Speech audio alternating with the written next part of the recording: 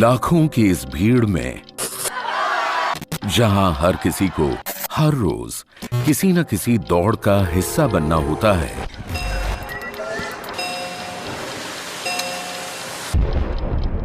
जहां जन्म और मरण के बीच का समय कहां निकल जाता है ये पता ही नहीं चलता, वहां इस भीड़ का हिस्सा होते हुए भी वो कोई विरला ही शख्स होता है जो इन सब से मुक्त होता है।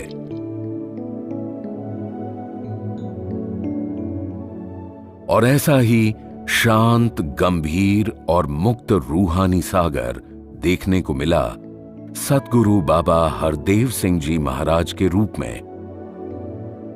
बचपन में इन्हें भोला कहकर बुलाते थे। कहते हैं कि बच्चे का नाम वो रखो जैसा उसका किरदार चाहते हो, पर इनका तो किरदार ही इनका नाम हो गया, भोला। चुपचाप एक कोने में खड़े रहकर सभी की बात सुनना, पिता ने जो कहा उससे सर झुकाकर सतगुरु का वचन मानना, क्लास में कोने में बैठकर हर सबक को बड़े ध्यान से समझना, और इतना ही नहीं, अपने आसपास सभी संगी सहपाठियों का ध्यान भी रखना।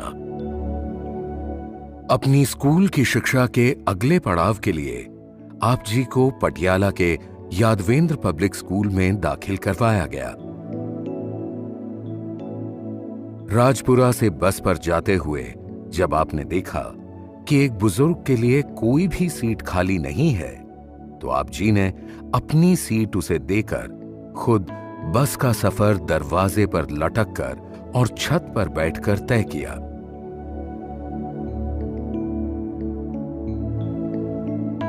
पटियाला के स्कूल में भी आप जी परिश्रम व सद्भाव के लिए एक मिसाल बन गए।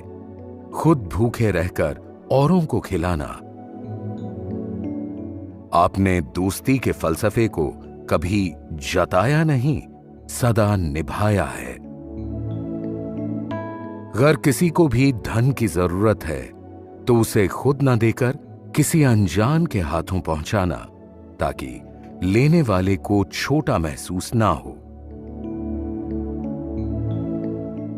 देता रहा पर खुद को कभी जाहिर तूने होने न दिया, मेरे हिस्से का हर गम ले लिया, ऐ दोस्त तूने मुझे रोने न दिया।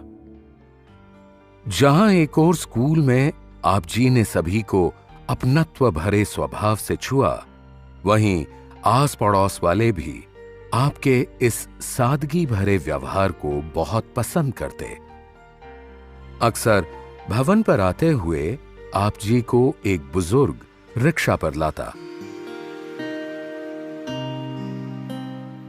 पर बीच रास्ते में जब कोई ना होता तो आप उस बुजुर्ग को पीछे बैठा खुद रिक्शा चलाते और भवन के कुछ पहले उसे रिक्शा दे देते, ताकि उस बुजुर्ग पर कोई बात ना आए और आपकी निष्काम सेवा भी सामने ना आ पाए। वक्त एक नए पड़ाव पर आ पहुंचा और आपको एयरफोर्स स्कूल दिल्ली में दाखिला दिलवा दिया गया।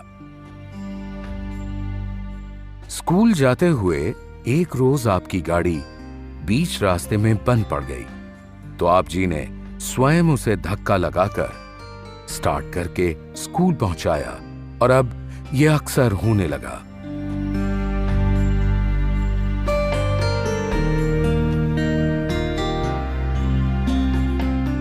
जब साथ आए महापुरुषों ने इसका जिक्र बाबा गुरबचन सिंह जी से करना चाहा, तो आपने उन्हें भी ये कहकर मना कर दिया कि लाखों लोगों के पास तो गाड़ी भी नहीं है, मैं कोई अलग थोड़ी ना हूं।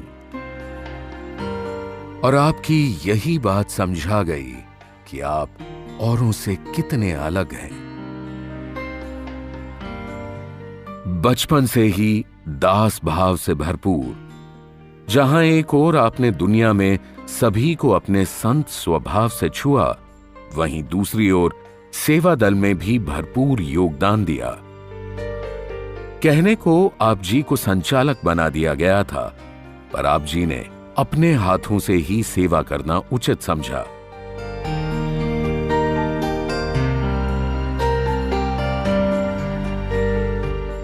एक बार की बात है कि लंगर की सेवा के बाद जब सभी सेवादार महात्मा अपने अपने घर चले गए, तो आप जी ने देखा कि बर्तन वहीं रह गए हैं। तो आप जी ने बिना किसी से कहे सभी बर्तन एक ठेले पर लादे और कंधों पर रस्सी डालकर उन्हें वापस पहुंचाया। कहंदे ने खुदा जिसनू मुर्शद तो मैं पाया है, हाज़िर हाज़िर जो हुज़ूर दिसे नज़रां च समाया है। और बलिदान का ये सिलसिला यहीं नहीं रुका। आगे चलकर जब मिशन के कार्यभार को संभालने के लिए आप जी को यूनिवर्सिटी की पढ़ाई छोड़ने के लिए कहा गया, तब पढ़ाई में रुचि रखते हुए भी आप जी ने अपनी पढ़ाई त्याग दी। अब इससे बड़ा सबक भला और किस किताब में देखने को मिलेगा। एक तरफ तो लगता है कि सतगुरु के बेटे होते हुए भी आप इतना सरल जीवन कैसे जी पाए, और दूसरी ओर यह भी लगता है कि सतगुरु के बेटे होते हुए ही आप इतना सरल जीवन जी पाए।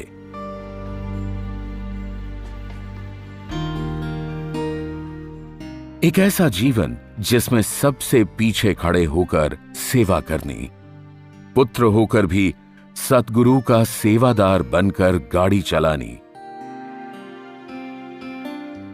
और जहां बाबा जी का प्रसाद होता तो उस घर के बाहर ही बैठकर प्रसाद खाना, और स्वभाववश कहीं अगर गंदगी देखी तो अपने हाथों से साफ करना और नालियों तक की सफाई कर लेना। हर दम यही कहना, मेरी शख्सियत का तो कोई भी वजूद नहीं, मैं वहीं पर होती है जहां ये निरंकार मौजूद नहीं। और इस सरलता, निर्मोह व संजीदगी के लाखों उदाहरण आपके जीवन में देखने को मिले। संगतों ने आप जी को भोला, सेठ जी, भाई साहब जी और न जाने कितने नामों से बुलाया, पर आप जी ने अपने आप को सिर्फ साध संगत का दास ही बतलाया। ना तरम जी पंग है, ना मजहब जी ते ना तरम जी पंग है, मेरा मिशन इस जिंदगी दे जीण दा एक ढंग है, मेरा मिशन इस जिंदगी दे जीण दा एक ढंग है। यहां तक कि जब आप जी से शादी की बात की गई तो आप जी मौन रहे, और बहुत पूछने पर आप जी ने कहा कि सतगुरु तो सृष्टि के फैसले लेता है, तो मेरी जिंदगी का फैसला मैं कैसे ले सकता हूं? जो इन्हें मंजूर है वही मुझे कबूल है। और फिर बाबा गुरबचन सिंह जी ने आप जी के लिए आप ही सा मुकम्मिल, उदार व कर्मठ जीवन साथी चुना। माता सविंदर जी। धुर तो इस जगते जोड़ी नर ते नार दी, तो दिला विच जोत साजी एकता ते प्यार दी, रस्त विच है जन्म लेता हर वली अवतार ने, समझया नहीं सच लेकिन सच दे संसार ने। शादी के बंधन में अपने हर कर्तव्य को बखूबी निभाते हुए आप जी ने एक गुरु सिख की मर्यादा भी खूब निभाई। सेवा च जीवन ला दियो, सेवा ही साडी जिंद, सेवा ही साडी जान, सेवा ही साडी जिंद, सेवा ही साडी जान। रब वेख के विश्वास करके कह रहा, विश्वास ही इंसान है, विश्वास ही भगवान है। और इस भोले संत पर परीक्षा की घड़ी उस दिन आई जहां एक ओर अपने पिता का शरीर पड़ा था, वहीं दूसरी ओर अपने सतगुरु के मिशन की जिम्मेदारियों का बोझ इन कंधों पर आन पड़ा था। पूरा जगत रोया। परिवार का साहस टूट गया। लाखों का ये जनसमूह अनाथ सा महसूस करने लगा। पर उन अंधेरी घड़ियों में भी आप जी ने आंसू का एक कतरा तक नहीं बहाया। ऐसा नहीं था कि आपको दुख नहीं था, पर जिम्मेदारी इतनी बड़ी थी कि उसने आपको रोने तक नहीं दिया। और उस दिन जब आप जी ने अपना विराट स्वरूप दिखलाते हुए बरसों के इस मौन को तोड़ा, तो बदले के भाव से भरे लाखों के इस परिवार को उम्मीद नजर आई। और उस उम्मीद का नाम था सतगुरु बाबा हरदेव सिंह जी महाराज। साध संगत, सतगुरु बाबा हरदेव सिंह जी महाराज इस पवित्र लेकर अपनी ड्यूटी को संभालने जा रहे हैं और वो अपने सिंहासन पे बैठ रहे हैं। गज के बोलो प्यारे हो।